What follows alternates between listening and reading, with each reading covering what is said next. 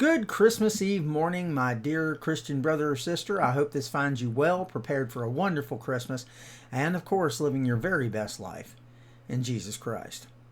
Well, as we work our way toward tomorrow's big event, I have to include as one of the greatest blessings of my life, my wife.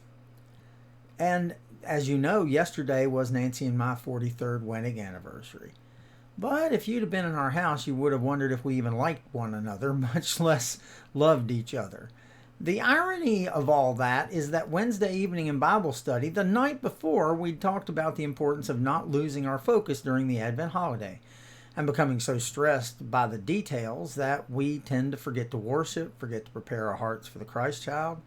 We just kind of forget to celebrate the coming of Jesus to save each of us.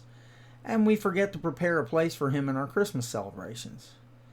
No, I will admit, by the time I had overbaked not one, but 2 batches of cookies and tossed them in the trash, not to mention spilled 5 pounds of sugar all over the floor, and then ruined another batch, the third batch, by forgetting a vital ingredient, by the way, that same sugar, the kitchen looked like a war zone, and Nancy and I were the generals on each side prepared to do battle, as she pointed out the time I'd wasted as well as the cost of the ingredients. Stress was thick in the air, and some intense fellowship was indeed looming. However, fortunately, with a few moments of stepping back and calming down and prayer, we were able to join forces and defeat the evil cookie hordes while staying at least somewhat in harmony. And she makes a good point. She says, what is it about Christmas more than any other holiday that brings out the Martha in us? We're entertaining family, for Pete's sake. It's not like they're the kings and queens of Sheba. They, of all people, know who we are and when we're showing off, or as Mom would have called it, putting on airs. And yet, somehow we're like Martha in that we have this perverse sense of virtue when we stress out at Christmas. As a matter of fact, a lot of times I think we think it's part of the Christmas gift. I know for my dear wife, it became for a long time simply a part of Christmas. It was just the way things had to be. And the stress always took its toll in our Christmas celebrations until very recently. And although she says, and I agree, she's growing in this area, it's quite easy for her to fall back into that mode and unfortunately drag me and everyone along with her for the ride, kicking and screaming. But we're both getting better. We have talked about this, and she made some interesting observations about this that I'd like to share with you. She told me that the first thing she had to do is stop telling herself that she was doing it for others, when in reality she was doing it for her own ego. She said she had to realize she was guilty of the sin of pride, confess it, and crucify it so that she could begin to regain her joy. I've never thought of Nancy as a prideful person. I've always thought of her as pretty humble, but this kind of shocked me, and she assures me that it was vitally important that she face this in her life in order to grow. Second, she says she needed to stop adding things to do. She needed to learn to subtract. She said that's particularly painful for her, but when she learned you don't have to make 10 batches of cookies when 2 will do, you're being realistic. It's all well and good to imagine a feast set for a king, but that was kind of Jesus' point to Martha, wasn't it? Better bread and water with love and peace than a feast with stress and upset. Choose the better path, as Jesus reminds Martha. Be realistic, which she says is her third point. Be realistic with your expectations. As much as you'd like to enjoy magical Christmas events, the reality for many families is that holiday gatherings are far from perfect. Ours certainly are.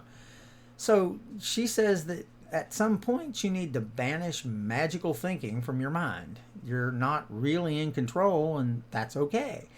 The turkey may be dry, the cookies burn, the family may argue politics. So she says that she's trying to learn to do her best and let it go. She says she needs to change her goal from trying to be the perfect hostess, or in my case, host, for Christmas to simply being thankful that everybody's there and that we have enough food. Next, she says you have to say no to some activities so you can say yes to what's most important. And I will admit, and she will admit too, that she wants to do everything at Christmas, but she's slowly come to realize that she needs to prioritize better. I've told her for years she needs to plan times of rest, plan to spend time in church, to worship, spend time in prayer. And stop stressing each moment and activity. Ah, yes, but Pastor, heal thyself, right? She says we need to devote our time to what we sense God is leading us to do, and then let the rest go. And I think that's really wise. And then finally, she says that instead of reaching for stress, reach for peace. She says when you find yourself beginning to cycle through those old patterns of thinking, stop and reach for peace. She said that the other day she was reading Philippians 4:7, and it reminded her that God's peace transcends any situation. I mean, that's why they describe it as the peace of God which passes all understanding, and only Jesus can give us that peace. So she says that she's learning to stop reaching for pride or self or perfection and reach for Jesus instead. She says the hardest thing for her to do is to accept and move on. Boy, does that sound familiar to me. She says we need to enjoy the good, let go of the bad. Wow. I mean, that's just so smart. I don't know, maybe she's teaching me something, and maybe we're both growing in wisdom and grace. Look, I don't know if we'll ever face Christmas without a bit of stress, but I'm proud of my wife. I'm so happy with her.